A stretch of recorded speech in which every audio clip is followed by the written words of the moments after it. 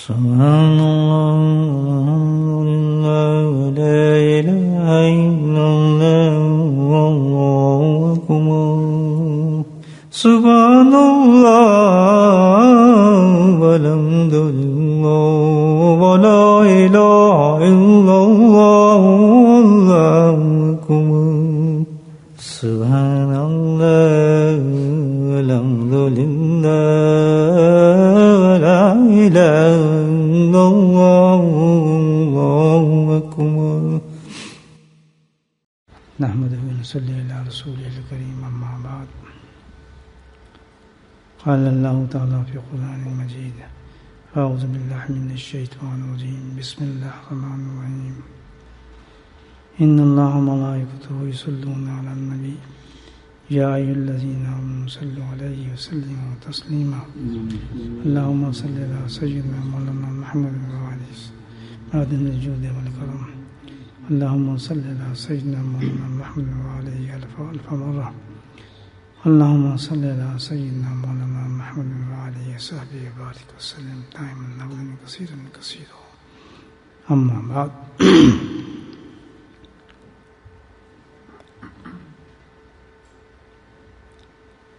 دنیا کے بارے میں جو ارشاد ہے اس کی جو تعریف کرائی گئی ہے احادیث میں قرآن میں وہ ہے کہ دنیا جو ہے یہ جیل خانہ ہے. جیل سے مراد آپ سمجھیں کہ مصیبتیں پریشانیاں ساری چیزیں جو ہیں جیل خانے میں ملتی ہیں انسان کو گھبراہٹ. تو دنیا کی ایک مثال ہے جو دی گئی ہمیں کہ دنیا جو ہے ساری مصائب اور پریشانیوں کا ہی گھر ہے. انسان کسی نہ کسی پریشانی میں ہر وقت مبتلا ہے. کسی کو اولاد کا غم ہے, کسی کو کاروبار کا غم ہے, اور کسی کو بیماریوں کا غم ہے. گو کہ کسی نہ کسی غم میں انسان مبتلا ہی رہتا ہے پریشانیوں میں. جب یہ حال ہے اس دنیا کا انسان پھر زندگی کیسے بسر کرے؟ جیسے جیل خانے میں آدمی کس طرح زندگی گزارے, کتنی گزارے؟ تو یہ جب دنیا ہے ہی پریشانیوں کا, مصیبتوں کا, علائش کا, آزمائشوں کا, بیماریوں کا, کسی نہ کسی رنگ میں, اولاد کی, صحت کی, کاروبار کی, تو آخر آدمی پھر اب زندگی کیسے گزارے؟ اس میں مطلب تو ہو. اللہ سبحانہ تعالیٰ نے اس کا علاج بتایا ہے. دو لفظوں کے اندر اس کا علاج ہے, موجود ہے. تمام پریشانیوں کو, تمام مصیبتوں کو انسان کو حل مل جاتا ہے اس میں. اور وہ علاج ہے رضا بالقضاء. اللہ کی تقدیر پہ بندہ راضی ہو جائے, اللہ کی مشیت میں بندہ راضی ہو جائے تو دنیا میں جینا انسان کے لیے بہت آسان ہو جاتا ہے. دو لفظ میں پورا اللہ پاک نے بہترین علاج عطا فرما دیا کہ ہر چیز جو ہے دیکھیں تقدیر جو ہے, مشیت جو ہے, یہ ہمارا ایمان ہے اس پر. یہ فرض ہے اس کو ماننا. تقدیر کو ماننا جو ہے یہ فرض ہے, یہ آپشن نہیں ہے, یہ تو فرض ہے. اور ایمان ہے کہ تقدیر ہے موجود. اللہ سبحانہ تعالیٰ نے اپنی مشیت سے جو ہے لکھ دیا کہ اس کی مقدر میں بیماری ہے, اس کے مقدر میں فقر و فاقہ ہے, اس کے مقدر میں یہ حالات ہیں, اس کے مقدر میں یہ قسم کی چیزیں آئیں گی. یہ سب لکھ دیا اللہ پاک نے. یہ مشیت الہی ہے, اللہ کی چاہت ہے, اللہ کا یہ مشیت ہے, مرضی ہے کہ یہ انسان کے ساتھ یہ ہوگی. اور ہر مشیت کے ساتھ اللہ کی حکمت موجود ہے. اگر ہم سوچنا کہ یہ کیوں بیمار ہے, وہ کیوں نہیں بیمار, فلاں جگہ قحط کیوں پڑا ہوا ہے, فلاں جگہ بارش کیوں نہیں ہو رہی, فلاں جگہ یہ کیوں حالات ہیں, فلاں آدمی کیوں اچھا ہے, فلاں کے پاس رزق ہے, میرے پاس کیوں رزق نہیں ہے, فلاں امیر ہے, میں کیوں نہیں امیر ہے. تو اس کا جواب کیا ہے کہ پہلا جواب تو کیا ہے کہ مشیت ہے, اللہ نے لکھ دیا گیا اس کے مقدر میں یہ ہوگا. اس کے ساتھ کیا ہے, اللہ کی حکمت موجود ہے بالکل, اور ٹھپ کر دیا اللہ تعالیٰ نے. اور تیسری چیز فرمایا کہ ہر حکمت کے ساتھ اللہ کی رحمت موجود ہے. دیکھ کتنی بڑی چیز ہے، کتنا بڑا انعام اللہ نے دیا ہے. کوئی آدمی بیمار ہو رہا ہے، کسی پریشانی میں مبتلا ہے، تو کیا ہے اس کے ساتھ اللہ کی رحمت موجود ہے. اور جب اللہ کی رحمت موجود ہے، پریشانی پھر کس چیز کی؟ سوچ پھر کیوں پریشانی؟ ایک آدمی غریب ہے لیکن اس کے ساتھ رحمت ہے تو وہ کیوں پریشان؟ مسجد میں لکھ دیا گیا ہے کہ تو نے پریشان ہی رہنا ہے. لیکن ایک چیز کا خیال ہے کہ اسباب موجود ہیں، تدابیر موجود ہیں، دعاؤں کی شکل میں بھی اور دنیا کے اسباب کی شکل میں بھی. بیمار ہو جاتے ہیں، علاج ہے، کیونکہ اللہ تعالیٰ انسان کی طبیعی حیثیت سے بھی جانتا ہے کہ ہمارے اندر مزاج ہمارا کیا ہے. تو اس مزاج کے مطابق اللہ تعالیٰ نے ایک لیول پر، یہ بھی یاد رکھیں، ایک لیول پر یہ رکھ دیا ہے کہ اسباب اختیار کریں، آپ کر سکتے ہیں. بیمار ہیں، علاج کر سکتے ہیں. یہ جتنے بھی ہاسپٹل یہ سب کچھ دیکھنے، یہ کیا چیز ہیں؟ اسباب ہیں، یہ تدبیر ہے انسان کی طرف سے، انسان کی تسلی کے لیے. یہ کس چیز کے لیے؟ تسلی کے لیے کہ بھائی تم بیمار ہو گئے تو یہ تم تدبیر استعمال کرو، یہ بات اختیار کرو. لیکن یہ کیا ہے؟ اسباب ہیں. لیکن کیا ہوگا کہ رزلٹ وہی اللہ کی مشیت پر ہی ہوگا. یہ ہمیں مطمئن تو ہو رہے ہیں، ہم جا رہے ہیں ہسپتال میں، جس سے اللہ نے ہمیں مطمئن کرنے کے رکھ دیا. لیکن ہر آدمی جو ہسپتال میں جا رہا ہے وہ صحت یاب ہو کر نہیں آ رہا. بعض آدمی اللہ کو پیارا ہو رہا ہے، اللہ کی رحمت بھی جا رہا ہے. یہ دیکھتے ہیں صبح شام. تو کیا ہوا کہ اسباب اختیار کرنے کے باوجود بھی، تدبیر اختیار کرنے کے باوجود بھی، کسی معاملات میں دعا کرنے کے باوجود بھی ایتھینٹک نہیں ہے. پھر بھی کیا ہے؟ مشیتی پہ یقین کرنا پڑے گا، اللہ کی رضا پہ راضی ہونا پڑے گا. کتنی اچھی بات ہے الحمدللہ. سن کے آدمی کی پریشانی دور ہو جاتی ہے. اب کتنی بڑی بڑی پریشانیاں آ جائیں لیکن سمجھ جائے کہ تو اللہ کی مرضی ہے. اسباب اختیار دعا کر رہے ہیں، انسان جو چیز ہے اس کو مٹانے کی کوشش کر رہے ہیں، لیکن کیا ہے؟ مشیت موجود ہے اللہ کی، ہے وہی ہوگا جو اللہ تعالیٰ نے ہمیں لکھ دیا گیا. تو پریشانی کیوں ہوتی ہے؟ اب بات یہ ہے بھائی، جب یہ چیزیں ہیں، بیماری آ گئی، فلاں چیز آ گئی، اس میں پریشانی کی وجہ کیا ہے؟ اس کا سبب پریشانی کے کیا ہے؟ اصل میں وجہ یہ ہے کہ بندہ پریشان اس لیے ہوتا ہے کہ وہ اپنی مرضی چاہتا ہے. مثال کے طور پر میری اللہ کی مشیت یہ ہے، میری تقدیر میں لکھ دیا گیا ہے کہ تم فقر فاقہ میں رہو گے، ٹھیک ہے. اب میں دیکھ رہا ہوں یہ آدمی امیر ہے، فلاں آدمی امیر ہے، اس کے بعد گاڑی، اس کا مکان ہے. اب میں اپنی مرضی استعمال کروں گا، میں بھی امیر ہوں، اور میں اس پہ کیا کروں گا؟ پھر کوشش کرنا شروع کروں گا. اب اس چیز کو حاصل کرنے کے لیے جو میری مشیت میں نہیں ہے، حلال حرام سب چلنا شروع ہو جائے گا. وہ کوشش کر میں یہ بن کے چھوڑوں گا، میں نے یہ رتبہ لے کے چھوڑنا ہے، میں نے یہ کر کے ہی چھوڑنا ہے. یہ ہو جاتا ہے انسان، اس میں آدمی بہک کے پھر غلط راستوں پہ نکل جاتا ہے. تو کیا ہے کہ پریشانی کا موجب اصل میں یہی ہے کہ ہم اللہ کی مرضی کے مقابلے میں کیا کہتے ہیں؟ اپنی مرضی کو کرنا چاہتے ہیں. اور ہم اللہ کی مرضی پہ مان جائیں تو بات ختم ہو جائے، کس سے ہی ختم ہو جاتی. یہ جو علاج ہے اللہ تعالیٰ کا سب سے بڑا علاج اس تمام پریشانی کو جو ہے ضابط القضاء، اللہ کی تقدیر پہ انسان جو ہے، اللہ کی جو اللہ نے ہمیں مشیت کر دی ہے، جو لکھ دیا گیا ہے، اس پہ انسان جو ہے وہ راضی ہو جائے.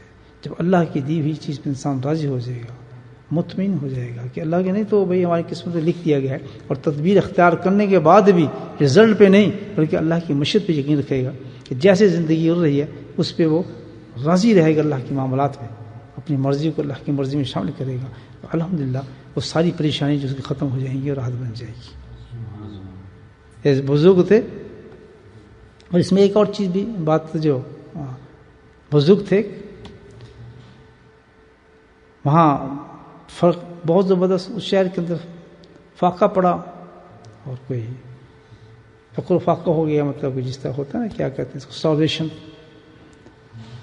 بہت سے لوگ پریشان کہ بھئی کوئی کھانے پینے کا سب انتظام ختم ہو گیا، اور قحط جس کو کہتے ہیں، قحط سالی. تو لوگوں نے دیکھا جناب ایک بزرگ ہیں، وہ بڑے آرام سے نکل رہے ہیں اپنے گھر سے، اور کوئی بالکل کوئی چہرے پہ اتنی سی پریشانی. لوگ بڑے حیران ہوں کہ بھئی دنیا تو بھوک سے مر رہی ہے اور برے حالات ہیں اور ان کو تو کچھ بھی نہیں ہو رہا. انہوں نے پوچھا حضرت کیا معاملہ ہے؟ اب تو کچھ پریشان نظر نہیں آ رہے، نہ کھانا لوگوں کے لیے اتنے دن سے جو ہمارا حالات ہے پورے شہر میں، آپ کو تو کوئی پریشانی نظر نہیں آ رہی؟ میں تو پریشان نہیں، مجھے تو کوئی پریشانی نہیں۔ آپ کو کوئی پریشانی؟ وہ سب حیران تھی، لگ بھی رہا ہے کہ پریشان نہیں۔ وجہ کیا تھا؟ آپ کیوں نہیں پریشان؟ کہنا بھائی میں پریشان کیوں؟ مجھے پریشان کی ضرورت نہیں، اس لیے کہ میں نے اپنی مرضی کو اللہ کی مرضی میں گم کر دیا ہے۔ جب میری مرضی رہی نہیں، جب میری مرضی ہے ہی نہیں، تو میری چاہت بھی کوئی نہیں، تو یہ اللہ کی چاہت میری چاہت بن گئی، اور مجھے تو ایسا لگتا ہے یہ فقر فاقہ ہے یہ میری مرضی کے مطابق ہو رہا ہے، یہ بھوک ننگ میری مرضی کے مطابق چل رہا ہے، تو مجھے غم ہی نہیں کسی چیز کا بھی۔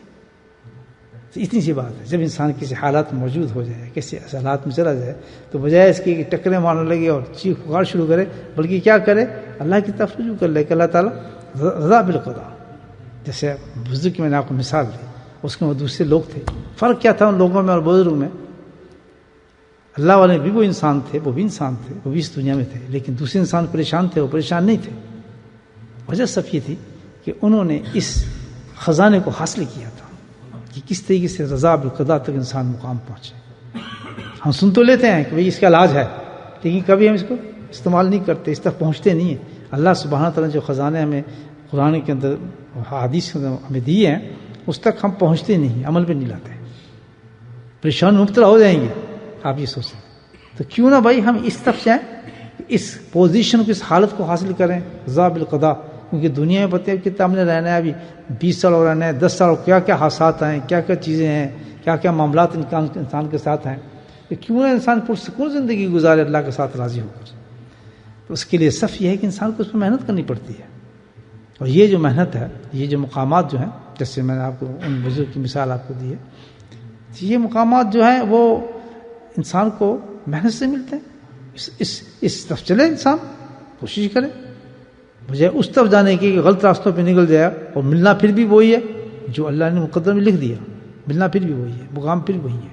تو بہتر کیوں نہ ہو انسان وہ چیز اختیار کر لے جس میں اللہ کی رحمت بھی ساتھ ہو اور سکون بھی انسان کے ساتھ ہو۔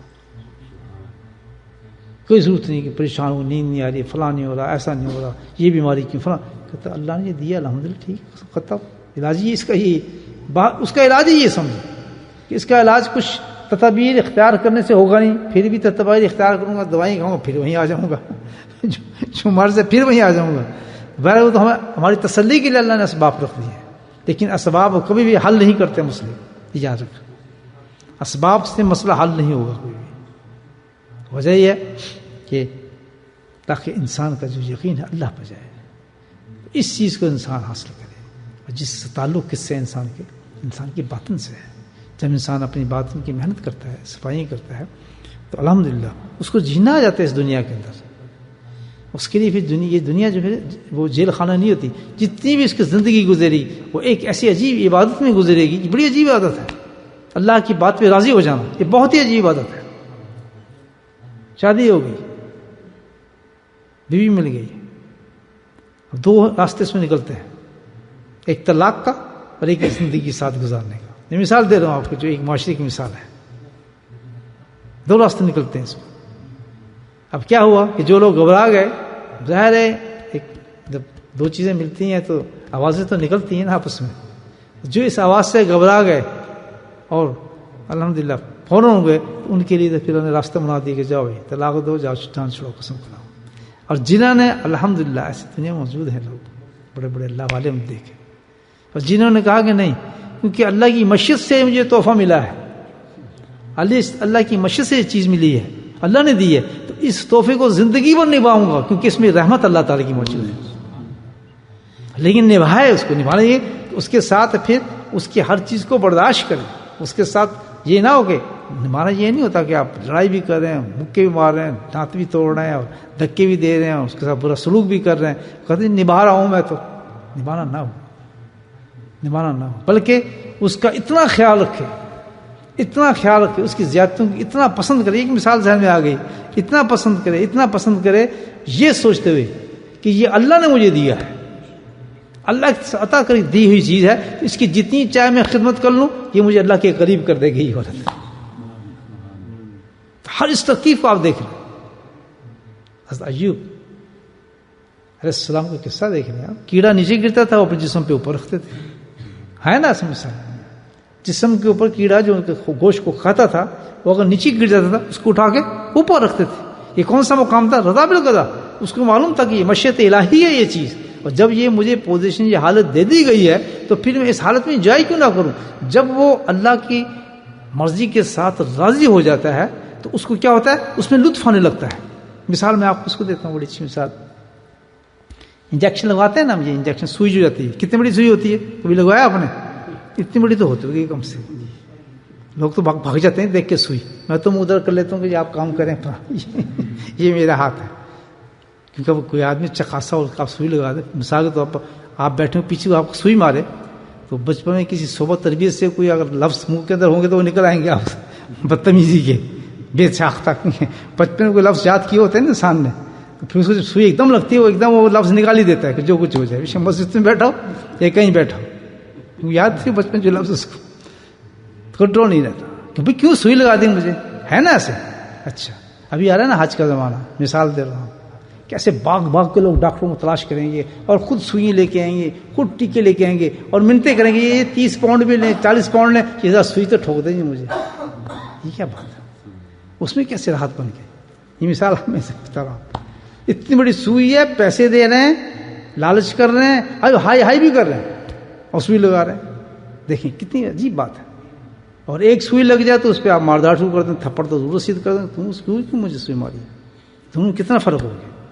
فرق کیا ہے کہ ڈاکٹر جو آپ کو سوئی لگا رہا ہے، وہ جو انجیکشن لگا رہا ہے، آپ اس کی مرضی کے ساتھ راضی ہو گئے ہیں.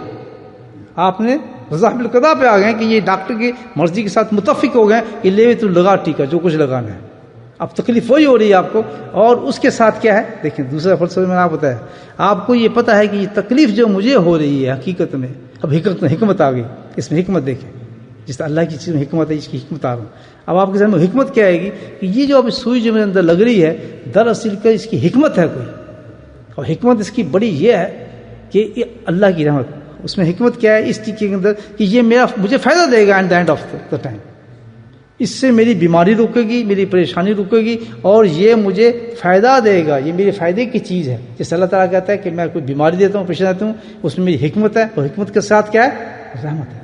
مثال ملتی ہے نہیں.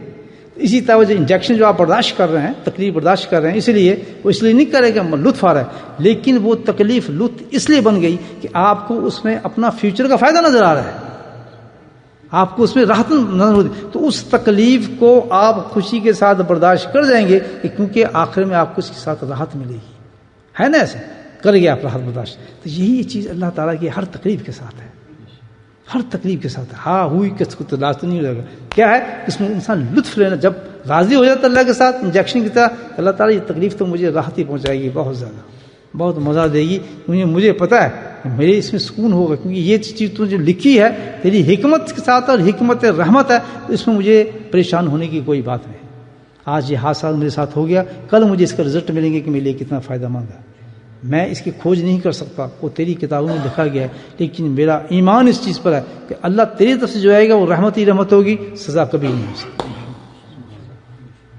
اب یہ درجہ انسان کو مل جائے، مجھے بتائیں بادشاہتیں ختم ہو جائیں، فکر فاقے ختم ہو جائیں، انسان کی مصیبتیں ختم ہو جائیں، رونا دھونا ختم ہو جائے، ہر فیصلہ ہر وقت انسان کیا الحمدللہ.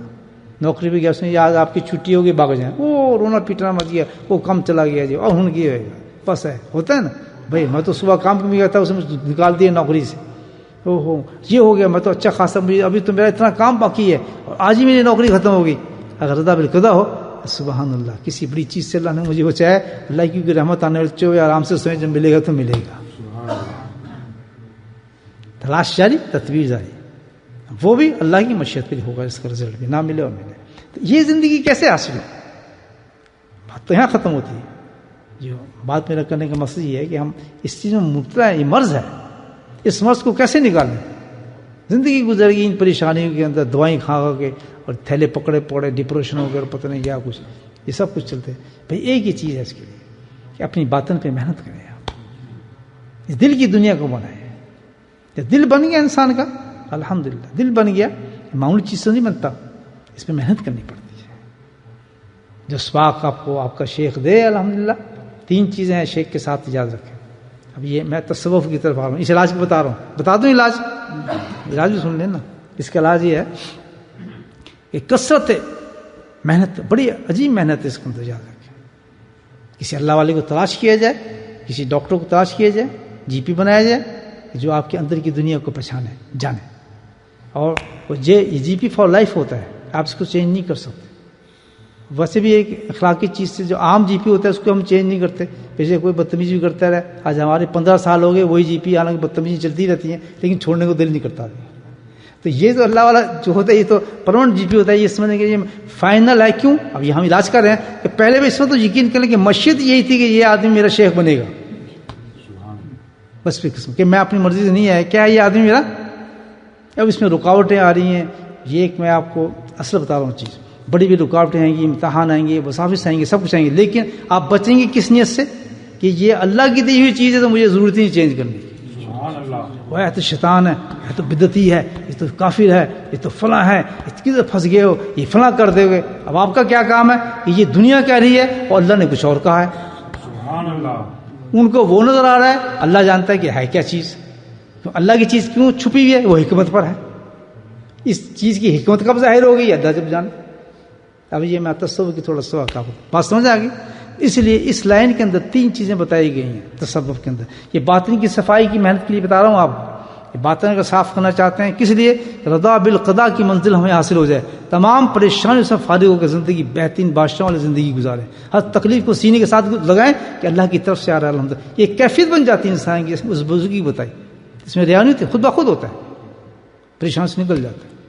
تو اس کے سب سے پہلے کیا ہے؟ کسی اللہ والے کو دیکھ ساتھ بیٹھنا پڑتا ہے، جانا پڑتا ہے. اور پھر اس پہ امتحانات ہوتے ہیں، بڑے بڑے امتحانات. صحابہ کرام کے امتحانات ہوئے نبی پاک کے ساتھ، ایمانوں کے امتحان ہوئے. شیطان اتر کے آیا باخود اور یہ دیکھا بھائی وسوسے ہے جنگوں کے اندر، آئے نہیں ہے، آپ تو ہار گئے ہیں، آپ کو کوئی فائدہ نہیں، پیچھے بھاگ جاؤ، یہ بھاگ جاؤ. تو یہ امتحانات ہیں پھر ایک مرید اور شیخ کے. کیوں کہ وہ ایک بہت بڑے مقام پر جانے والا ہے، ایک بہت بڑی چیز کی محنت کر رہا ہے. یہ شخص کی معمولی چیز نہیں ہے مقام رضا بالقضاء. اللہ کی معرفت کوئی چھوٹی چیز نہیں ہے کہ بس گئے اور بس 4 تصویریں کی اور بن گیا. نہیں، اس کے ہر قدم پہ امتحان ہے. یہ میں بتا دیتا ہوں، اس راستے کے ہر قدم پہ امتحان ہے. اللہ تعالیٰ استقامت کو آزماتے ہیں، ثبات کو آزماتے ہیں، اس کی ہر چیز کو آزمانے کے بعد پھر اپنے معرفت کے پردے کھولتے ہیں. سبحان اللہ. ایسی تھوڑی ہے کہ بھائی چلو بزرگ بن گئے بس جناب چادریں اوڑھ لیں اور تصویر پکڑنے تھا، ہاں جی ہم اللہ والے ہیں. اس کے لیے تو بھائی جب تک اللہ تک انسان اللہ کے ساتھ تعلق کو اللہ تعالیٰ کہہ دے کہ میں نے تجھے ایکسیپٹ کر لیا، میں تجھ سے راضی ہو گیا، یہ آواز جب آ جائے تب جا کے کام بنتا ہے انسان. تو یہ کوئی بڑے بڑے امتحان سے گزرنا پڑتا ہے آدمی. بڑے بڑے وسوسے شیطان بھی آتے ہیں، لوگوں کی شکل میں آتے ہیں. ایمان کو ہر وقت ڈولا ڈول کرتے ہیں. اس آدمی سے نکل جاؤ تو بھاگ جاؤ، اس کا ساتھ چھوڑ دو، اس کے قریب بھی نہ جاؤ. وہ فلاں ہر طرف سے مجموعہ آتا ہے، خود میرے ساتھ ہوا. لیکن جو ایک چیز سے بچ سکتے آدمی وہ کیا؟ یہ جو بتا رہا ہوں کہ ہم کیونکہ رضا بالقضاء کی منزل پہ جانے کے لیے کوشش کر رہے ہیں، تو سب سے پہلا سبق کیا اس کا کہ مشیت الہی کو سمجھو کہ جو کچھ بھی دنیا اور کائنات میں ہوتا ہے، جو دیا جاتا ہے، کہاں سے دیا جاتا ہے؟ میں کوئی اللہ سے دنیا نہیں مانگنے والا، میں اس آدمی کو اس لیے نہیں پکڑا میرا کاروبار چلائے، میں نے اس آدمی کو اللہ تعالیٰ اس لیے نہیں پکڑا کہ میری دکانیں چلا دے، میں نے اس آدمی کو اس لیے نہیں پکڑا کہ مجھے بچے دے دے، میں نے اس آدمی کو اس لیے نہیں پکڑا کہ میرا فلاں کام کر دے. میں نے تو اس آدمی کو اللہ تعالیٰ صرف تیری رضا کے لیے پکڑا ہے. تو اللہ تعالیٰ بالکل بھی آدمی نے تجھے رضا کے لیے دیا ہے، تو اس میں کوئی دو معنی ہی نہیں ہے، گھبرانے کی بات ہی نہیں ہے. تو خالص اللہ کے لیے وہ آدمی آپ کو ملے. اور جو وساوس آئیں گے، امتحان آئیں گے، شیطان آئیں گے، سب کچھ آئیں گے. تو اس پہ سب سے بڑی یاد رکھ لیں، پہلا سبق حضرت نور مڑکتو کے میں آپ کے الفاظ بتا رہا ہوں کہ اس راستے میں سب سے بڑا کامیابی کا راستہ کیا ہے؟ یاد رکھیں، سب سے بڑا کامیابی کا راستہ کہ جس شخص کے ساتھ آپ نے پوری زندگی گزارنی ہے، ایک ایک لمحہ گزارنا ہے، ایک ایک چیز آپ نے گزارنی ہے، تو اس کے ساتھ 3-4 جو ہے تاڑیں جوڑ کے رکھنی پڑیں گی. اس کے ساتھ تعلق کو بتایا کہ یہ تعلق ہوگا تو کامیاب ہوں گے. کس طریقے سے؟ کہ ہمیں اللہ کی فیض، رحمت اور برکت کی ضرورت ہے ہر قدم پر. حضرت فرماتے تھے اگر یہ 3 چیزیں آپ نے قائم کر لی تو ہر وقت اللہ کی رحمت، فضل، اس کے اللہ تعالیٰ کی رحمتوں کی بارشیں ہر وقت تمہارے پہ ہوتی رہیں گی. بھٹک نہیں سکتے آپ. وہ یہ 3 چیزیں کیا ہیں؟ پہلا وہ شخص جو اللہ تعالیٰ نے آپ کو دیا ہے بشکل شیخ، استاد، اس کے ساتھ آپ کا تعلق 3 چیزوں ہونا چاہیے. نمبر 1 اعتقاد, کہ اس کے ساتھ آپ کا اعتقاد پورا ہونا چاہیے, پکا ہونا چاہیے. آدمی آ کے جی زندیق ہے, یہ کافر ہے, یہ بدعتی ہے, یہ فنا ہے, تو اس کو جواب ایک دیں اپنے سے. نمبر 1 کہ اگر یہ بدعتی و کافر ہے تو مجھ میں سنت کا نور کیسے آ گیا, مجھ میں ذکر الہی کا نور کیسے آ گیا, مجھے اللہ کی طرف جانے کا نور کیسے آ گیا, مجھے سلوک کی طرف چلنا جانا کیوں آ گیا, اللہ کا نام میرا وجود کیوں کہنے لگا, تو سمجھ جائیں. اور یہ شک تو اللہ کی طرف سے دیا گیا ہے. اس سے آپ کا اعتقاد کم ہونے کے بعد کیا ہونا چاہیے, اور بلند ہونا چاہیے, ہر جھٹکے پہ اور بلند. جیسے ایک جھٹکا آتا ہے نا تو کشتی ایک دم اوپر جاتی ہے اوپر جاتی ہے. تو یہ الحمدللہ آپ اللہ کی رحمت سمجھتے کہ سبحان اللہ میں تو اس ٹیسٹ میں پاس ہوں. اس کا جواب یہ کہ اللہ جو کچھ بھی ہے تیری منشا, ہمیں تو چاہیے, آدمی نہیں چاہیے, ہمیں تو چاہیے بس. یہ درکار ہے, تو نے آدمی دیا. آپ اس فسوے سے کو آپ اعتقاد کو پکا کریں, جس قدر پکا. حضرت بہاؤالدین نقشبند فرماتے ہیں کہ بھائی یقین تر کامل تر, جس قدر تیرا یقین بڑھتا جائے گا اپنے شیخ سے اور تو کامل ہوتا چلا جائے گا. سبحان اللہ. یہ تصور کی باتیں کر رہا ہوں آپ سے, کامل ہوتا چلا جائے گا. سب سے پہلا جھٹکا جو کشتی تصور کی پڑتی ہے نا, آپ کو کس سے پڑے گی, اعتقاد شیخ کا جب ختم ہو گیا, ڈھیلا ہو گیا, وسوسہ آ گیا, دھوم گیا تھوڑا سا, ختم ہو جائے گا. پکے جو کچھ بھی جب جہاں میں ہم تو اپنے حسد کے ساتھ ہیں, شیخ کے ساتھ ہیں. اللہ نے ہمیں آدمی دیا ہے, ہم رستہ پکا کر لیا. دوسری چیز فرمایا, دوسرا نقطہ کیا اس میں, ادب. استاد کا ادب بہت بڑی چیز ہے, ماں باپ کا ادب بہت بڑی چیز ہے. یاد رکھیں سب سے بڑی چیز تصوف میں جو ہے نا, نبی کریم صلی اللہ علیہ وسلم تشریف لائے تو صحابہ کرام کو سب سے پہلے کیا سکھایا, ادب سکھایا گیا. اور قرآن سے سکھایا گیا, اونچا نہ بولو, باہر سے نہ بولو, آواز اونچی نہ کرو, یہ بتایا ہی نہیں گیا. عام آواز سے نہ پکارو, یعنی یہ نہ, پورا ادب سکھایا گیا. تو نبی تھے اتنے بڑے, تو اس راستے میں کیوں وہ صحابہ کہاں جائے, سب اللہ کو پانے والے تھے, اور نبی ان کے استاد تھے, شیخ تھے. سمجھائی بات نہیں. تو وہ راستہ سب سے پہلے. دوسرا کیا ہوا, ادب ہونا چاہیے. ادب کا مراد یہ نہیں کہ شرعیہ کام شروع کرتے ہیں, آپ سجدے شروع کرتے ہیں یا پوجنا شروع کرتے ہیں, استغفر نہیں. جو شرعی حدود کے اندر ادب ہے, ادب کے ساتھ بیٹھنا, ادب کے ساتھ بات کرنا, اجازت سے بات کرنا, جو آداب ہیں اسلامی آداب ہیں. تو بزرگ کیسے بولے جائے, خاموش رہنا, نگاہوں کو نیچے رکھنا, اور ان کی بات کو غور سے سننا. جس وقت ادب ان کے سامنے بیٹھیں تو اپنی توجہ کو کسی طرف نہ لائیں, بلکہ اس کی طرف توجہ کو رکھنا, اور ان کی پریزنس کے اندر, اس کے حاضری کے اندر تمام خیالات کو ختم کر کے اللہ سے اپنے دل پہ فیض مانگنا, اور اللہ کا ضرب کرتے رہنا. اللہ کو اللہ کرتے رہنا, کوئی دنیاوی بات نہ کرنا, کسی قسم کا خیال نہ جانا کہ 10 15 20 آدھا گھنٹہ جو اس کی صحبت میں ملا ہے, سوائے اللہ کے ہمیں اور کچھ یاد نہیں کرنا یہاں پر بیٹھ کے. تو اللہ کی طرف سے بھی رحمتیں دونوں شروع ہو جائیں گی. سبحان اللہ. یہ ادب ہے. تو یہ لوگوں کو یہ ادب بھی گوارا نہیں ہوتا. اب جب تنقید کرنے والے لوگ ہوتے ہیں تو اس میں کہتے ہیں دیکھیں یہ آدمی آگے کھڑا ہے, یہ پیچھے کھڑے ہیں, دیکھو جی یہ وہ ایسے جا رہا ہے, یہ ایسے جا رہا ہے, دیکھو جی چل رہا ہے تو ایسے کر رہا ہے. تو یہ سب باتیں جو ہیں وہی ہیں کہ اعتقاد کو اس راستے سے انسان کو ہٹانے والی باتیں ہیں. بے دھڑک الحمدللہ جو شریعت نے ادب کے تقاضے دیے, بڑوں کے ساتھ, ماں باپ کے ساتھ, اساتذہ کے ساتھ, دوستوں کے ساتھ, بزرگوں کے ساتھ, بڑے عمر کے لوگوں کے ساتھ, ان کو ویسے ہی استعمال کیا جائے.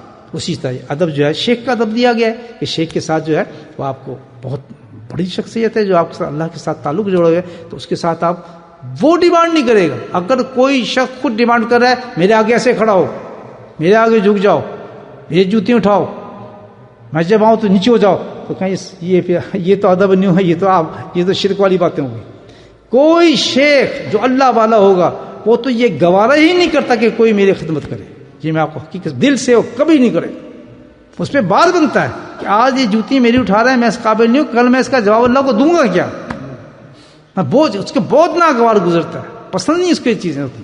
لیکن مرید تو خود مجبور ہوتا ہے اپنے چکر میں, اور شیخ مجبور ہے اپنے چکر میں. اس میں کبھی کبھی لڑائی بھی ہوتی ہے. حضرت تھانوی رحمۃ اللہ نے ایک دفعہ جھاڑ دیا, تو جوتے اٹھاتے تھے, شور مچتا تھا, ہم اٹھائیں. حضرت تھانوی پہ جھاڑا, اس کو ان کو ادب سکھایا کہ جوتے اٹھانے کا ادب بھی تو ہے نا کوئی, تم مجھے گراؤ گے کیا, تم تو اپنے ادب کے چکر میں لگے ہو, تو میں کہیں یہ نا مجھے ٹھوکر لگا میں گر جاؤں, میرے پاؤں سے جوتے نکالو, تم کچھ کر رہے ہو. تو ان تمام چیزوں کا خیال کرنا چاہیے. اور خاص طور پہ جو چیز ناگوار گزر رہی ہو انتہا ادب پر اپنے شیخ کی, تو اس کو دہرانا چاہیے. شیخ کہہ رہا ہے کہ بھائی نہیں آپ بیٹھے نہیں جی نہیں, یہ نہیں کرنا چاہیے, یہ خلاف ادب ہے. جو ایک سنتے ایک دفعہ کہہ دی کہ آپ بس جزاک اللہ بیٹھے, سمجھ جائیں, کیونکہ وہ نہیں پسند کو نہیں چیز, آپ کا کام تو ہو گیا نا جو ہونا تھا دل سے. لیکن بعض جو منع کرتے اس کو یہ ادب جو ہے پہلی چیز کیا ہے بولو سبق کو دے رہا ہوں اعتقاد دوسری چیز کیا ہے انشاءاللہ آج کے بعد مضبوط ہو جانا چاہیے یہ چیز سب اور تیسری چیز کیا بتایا کہ خدمت اور اطاعت ہمارا شیخ فرماتے ہیں خدمت اور اطاعت جیسے ماں باپ کی خدمت کرتا ہے بزرگ آدمی خدمت کرتا ہے جسے ہمارے یہاں مطلب کی جاتی ہے بیٹھے ہیں تھک گئے ہیں تو ٹانگیں دبا دی کسی بزرگ کی یا کوئی مالش کر دی یہ خدمت ہی ہوتی ہے نا انسان کیا کرنا یہ بھی بہت بڑی چیز ہے شیخ ایکسیپٹ کر لے میں ساری زندگی ترستا رہا لوگ آتے تھے حضرت کے پاؤں دباتے تھے لیکن مجھے ضرورت نہیں ہوئی تمام زندگی میں حضرت کے پاؤں دباؤں اور اسی سلسلے میں روتا تھا پیچھے بیٹھ کے لیکن مجھے ضرورت نہیں ہوتی تھی شوق ہوتا تھا کہ میں بھی پاؤں دباؤں تو ایسے ہوتا یہ خدمت تھا شیخ اس کو کہتے ہیں ادب اطاعت یہ کہ جو شیخ آپ کو سبق دے طریقہ بتائے اس کام کی بتا رہا ہوں اس کو مستعدی سے پکڑ بس اس نے کہا جی آپ نے یہ 1000 تسبیح کرنی ہے بس اس کو پرائرٹی دو ہر وظیفے پر جب 1000 پورا ہو جائے اس کے بعد دوسرے فیل کرنا شروع کر دیں جیسے جیسے شیخ آپ کو بتاتا جائے وظائف دیتا جائے اس پہ پابندی اختیار کریں گے پابندی کے اگر بیچ میں کوئی ناغا آ جائے یا آگے پیچھے ہو جائے تو کوئی فرق نہیں پڑتا اس سے کوئی یہ پابندی مطلب ہے بھائی اس میں آپ قائم ہیں آپ کر رہے ہیں 1000 نہیں کر سکے 500 کر لیں 500 نہیں کر سکتے 10 کر لیں لیکن باقاعدگی موجود ہو اس میں اور کسی وجہ سے نہ چھوڑیں تو اس کو کہتے ہیں کہ اطاعت اپنے شیخ کی بات کو ماننا جو شریعت اور سنت کے دائرے کے اندر موجود ہے اگر یہ 3 چیزیں میرے شیخ فرماتے ہیں میرے پاس مکتوبات میں ہے اگر کسی شیخ میں اعتقاد ہے اپنے شیخ سے ادب ہے خدمت اطاعت ہے تو فرمایا اللہ تعالیٰ کی فیوز رحمتیں اور برکتیں بارشوں کی طرح اس پر ڈوبتی رہتی ہیں سبحان اللہ تو جب یہ اس طریقے سے کوئی آدمی محنت کرتا ہے اپنے باطن کو صاف کرنے کی تو پھر وہ ان مقامات کو طے کرتا ہے جس کا ایک مقام جو میں نے بتایا رضا بالقضاء یہ ایک مقام ہے ابھی اسی مقام کو حاصل کر کے تو انسان دنیا کے اندر بادشاہ بن جاتا ہے بادشاہوں والی زندگی گزارتا ہے خدا کی بالکل بے نیاز اتنا ہر حالت میں خوش رہتا ہے کہ دنیا اس پہ حیران ہوتی ہے کہ بھائی اس کو کچھ ہو ہی نہیں رہا یہ نہیں کہ بس ڈھیر لگے ہوتے ہیں نہ تمنا ہوتی ہے لیکن حشاش بشاش ہوتا ہے اس کی ہر چیز میں اس کو راحت ہوتی ہے ویسے بھاگا نہیں پھرتا دنیا کے پیچھے میرے بھائی کچھ چند باتیں میرے ذہن میں تھیں اسے آپ کی مجلس کی وجہ سے میں نے آپ کی خدمت عرض کر دی دعا کریں اللہ تعالیٰ مجھے بھی عمل کرنے کی توفیق نصیب فرمائے اور ہم اس راستے میں اللہ تعالیٰ نے ہمیں یہ راستہ دیا ہے یہ کس چیز کے لیے راستہ ہے پھر دہراؤں بات باطن کو صاف کرنے کہ ہمارا اندر سے جو ہے قد افلا من زکاہا وقد خاب من دساہا اس آیت کو پڑھ کہ اگر جو تم اندر سے پاک صاف ہو کے میرے پاس آ گئے تو فرمایا جنت کے دروازے کھول دوں گا سبحان اللہ گندا آدمی کوئی نہیں جائے گا جس کے سینوں کے اندر بغض ہوگا کینہ ہوگا جھوٹ ہوگا فراڈ ہوگا غیبت ہوگی اور آپ جب نہائیں گے نہیں تو صفائی کیسے آئے گی میں آپ کو جی آپ میرے پاس صاف ہو کر آئیں آگے آپ نہائے نہیں تو کیا آپ صاف ہیں پھر کیسے صاف ہوں گے تو اللہ تعالیٰ یہ کہتا ہے قد افلح من زکا کہ جو ان تمام چیزوں کو دنیا میں نکال کر میرے پاس آئے گا یہ تیرا سینہ بالکل پاک ہوگا ان چیزوں کیونکہ زہر تو وہاں چلنا ہی نہیں ہے وہاں کیا چل رہا ہے باطن چلنا ہے جب تیرا یہ چیزیں سب صاف ہوں گی دھلی بھی ہوں گی دنیا کے اندر تو ان کو دھوکہ آئے گا اب فلاں بس تو پھر پاک اور صاف جب آئے گا تو فلاں کے دروازے تیرے لیے کھول دی جائیں گے یہ محنت ہم نے کرنی کہ ہمارا سینہ اندر سے پاک ہو جائے غلاظتیں نکل جائے اور اس کا راستہ یہی ہے جو میں نے آپ کو بتایا یہی ہماری منزل ہے اللہ پاک اس منزل تک ہمیں پہنچا دے